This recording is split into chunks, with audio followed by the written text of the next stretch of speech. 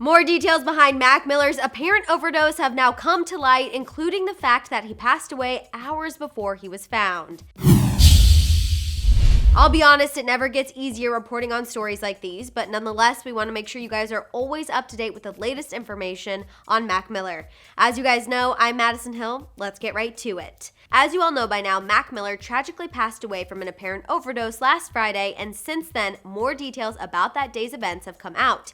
Recently, TMZ reported that Mac Miller hosted a party the day before he was found at his home in the San Fernando Valley. And now it sounds like there's going to be much more investigation into that party because of the timeline when it ended to when he was found. Sources reported to TMZ that Mac's friends were at his house hanging out until, quote, the early hours of the morning. Sadly, we know Mac Miller was not found until noon that day. Unfortunately, this means Mac Miller's body was left for several hours before police and EMTs got there. As far as there being any more information as to Mac's cause of death, that is still deferred according to his death certificate. TMZ reports that the toxicology report can take anywhere from 4 to 6 weeks to come back, so therefore we still don't know what drugs caused Mac's overdose. Considering his house was reportedly wiped clean before police got there, except for a tiny amount of a white powder substance, the toxicology report will hopefully be able to tell a better story of the events that went down at the party and the morning of his passing. As of right now, Mac's body is currently making its way to his hometown of Pittsburgh for a hometown funeral service. Sources told TMZ that there will be a Jewish service for him held in the city later this week,